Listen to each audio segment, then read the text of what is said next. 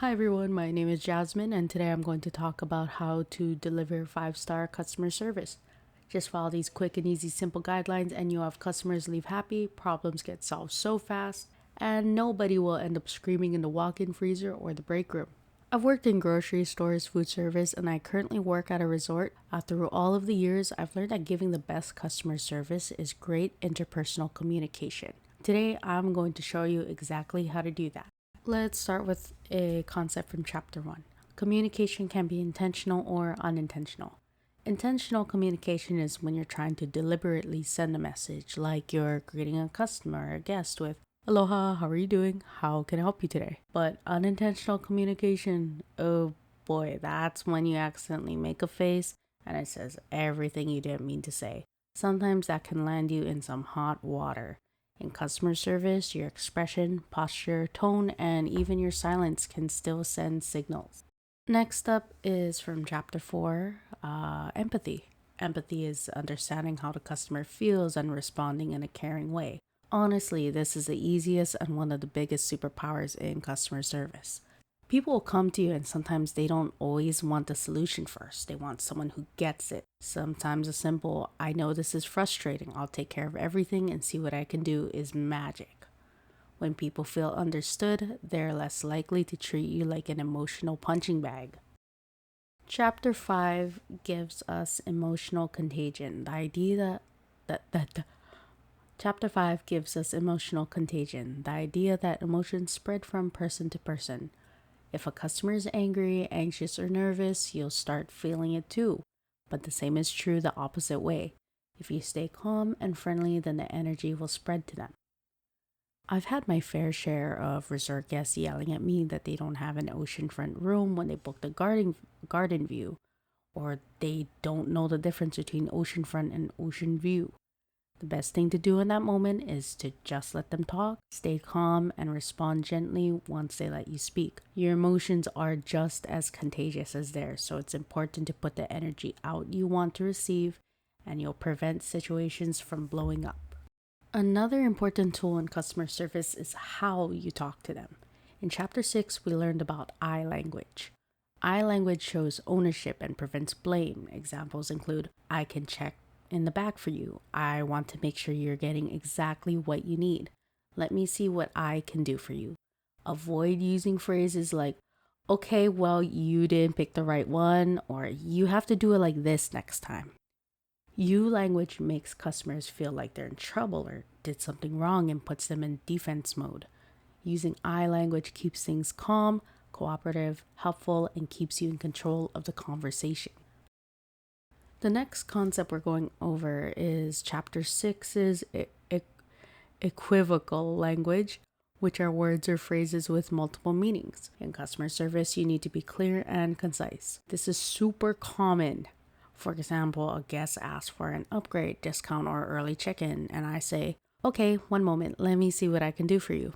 What guests think it means is, "Yes, yes, yes, absolutely. Please ask me for more free stuff from me. Please, yes." What it actually means, I don't know. I'm going to stare at the computer, press some buttons, and pray it works out. Or if someone asks, "Is this okay?" and you say, "Yeah, probably. It should be fine." What do you mean, probably? Should be? That could mean anything. Give the person a concrete answer because being clear can prevent a lot of confusion. Be specific. Posture is a huge part of customer service. If a guest walks up and you're slumped over, turned away, or scrolling on your phone, they're going to feel ignored immediately. Stand upright and face the person who's speaking. Give open body language so you can communicate that "I'm present, I'm listening, and I actually care about what you're saying." Your posture will silently speak before you do. Good posture equals good service.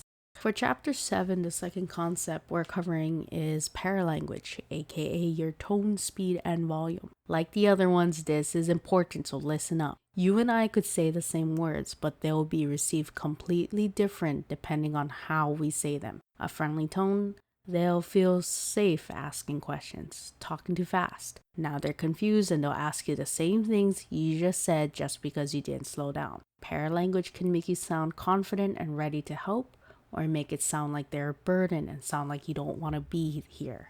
And finally, for chapter 8, we have mindful or active listening. Active listening means you're really paying attention, you're not interrupting, you're giving verbal or visual cues, you're asking clarified questions, and you're responding thoughtfully. Most negative customer interactions and experience happen because someone wasn't listening. So here's a real life positive example from my time working at Ululani's Hawaiian Shave Ice. People can be clumsy. Sometimes they'll drop their shave ice literally seconds after you hand it over to them. Sometimes they end up not liking the flavor or they drop a couple pieces of mochi. My rule was always just remake it. No questions asked, no interrogation, no prove it. It costs basically nothing, but the joy it brings is priceless. Instant 5-star service. That's empathy, emotional contagion, and active listening all working together in a single interaction. 5 stars. And of course, there's the opposite. We've all seen the guest or the customer who shows up already mad about something that has nothing to do with you. Maybe their flight was delayed, parking sucked, it took forever to get a rental car, or they just woke up and decided they would take it out on someone today. It doesn't matter, but you're the one catching the brunt of it all. This is where you rely on everything I just told you about. You can't control their mood, but you can control the experience you give them. You're the face of the company at that moment.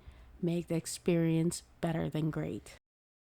So to wrap things all up, delivering 5-star customer service isn't about being perfect. When you understand how your words, tone, posture, and emotions affect the customer or guest, everything becomes so much easier. If you communicate clearly, listen actively, keep open body language, and stay calm during the chaos, you'll be able to handle almost any situation that walks up to your counter. And anything past your pay grade, just hand them over to your manager. That's what they're there for. Anyway, the best part is that these aren't just customer service skills, they're life skills.